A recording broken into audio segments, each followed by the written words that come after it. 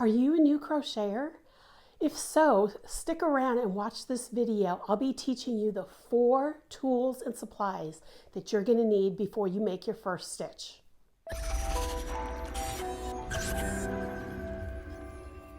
Hi everyone, this is Whooley and I'm so excited to be here today talking with especially the beginner crocheter. If you're wanting to learn to crochet, you're in the right place, and there's 4 tools that I'm going to talk about today that you need to have before you even start crocheting. And then at the end of the video, I'll be giving you 1 bonus tool that is good to have in your arsenal, but you might not need it right away. Let's get started. So the first tool or supply that you're going to need as a brand new crocheter is, of course, yarn. Yarn comes in so many different shapes, sizes, weights. We call it weights of thicknesses. They can be smooth, they can be bumpy, they can be wound in a skein like this, or I'm going to show you here, this is called a hank.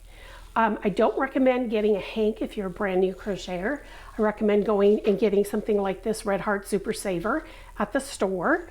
And the reason I recommend this yarn when you're first learning to crochet is because see how smooth the yarn is?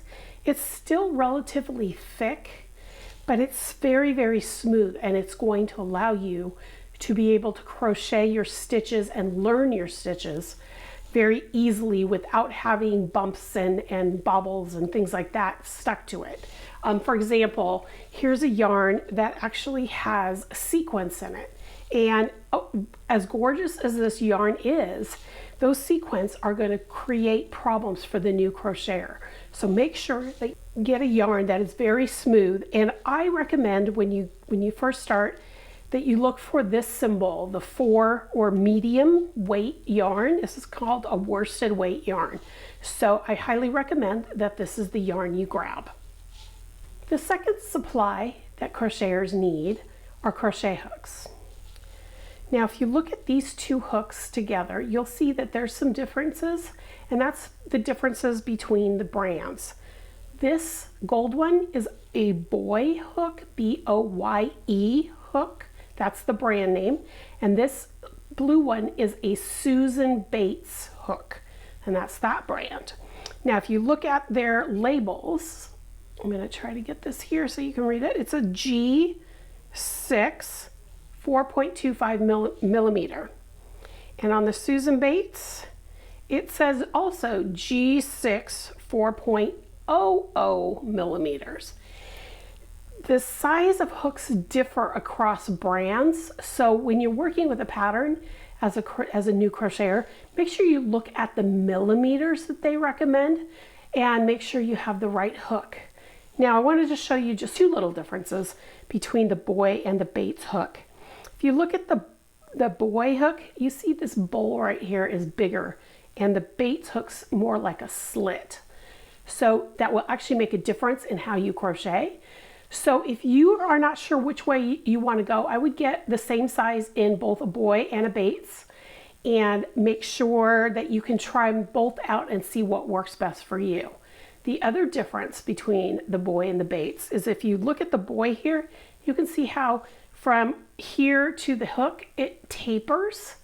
So that's a tapered crochet hook. But if you look at the Susan Bates, it's even all the way up to the hook. That's what we call an inline hook. So I wanted to just make sure that you had a little bit of the terminology when you're looking at hooks. And the third supply that a crocheter needs is a good pair of sharp scissors. Now, it doesn't have to be a fancy one like this one, and this one is actually pretty plain compared to some of them out there. But the thing about these scissors are they're very, very, very sharp. So you want to have something that you can cut the yarn, so when you're finished with your project, you actually can cut off the yarn. And if you have some extra, you can start a new project, or for you're making something like gloves where you need to make 2 of them, you need the scissors. The most important thing is that they're sharp. You can use the big household scissors or something little like this. And there's other types of cutting devices out there for crocheters, but the most common is going to be just a pair of scissors. Okay, and tool number 4 are going to be tapestry needles. Now, tapestry needles are a little bit different than sewing needles in that they have a more blunt tip on them. And you can get them in different sizes, as you can see here, where the eye of the needle is a little bit smaller for the thinner yarns, and then you have some bigger holes here for the eye for the thicker hook. So one of these two would work really well with the yarn I recommended earlier. Now I'm going to show you, there's two different kinds of tips that I recommend. You can get just a straight tip, or you can get the bent tip, which is my favorite, if you can find them in different sizes. I have only been able to find the bent tip in this one size, which is good for worsted weight and bulky yarns and things like that. The one thing you'll notice that I did not show you here is any plastic needles. Now, plastic needles are usually molded, and I'm going to use this, even though this is a steel hook, I do not have any plastic needles. And that is because they're molded, and they usually end up with a seam where the mold meets. And even though most companies are pretty good at getting rid of that seam, it tends to snag your yarn. So I highly recommend that if you're going to get a tapestry needle, start with metal right away and you won't be sorry. Now here's the bonus item I promised.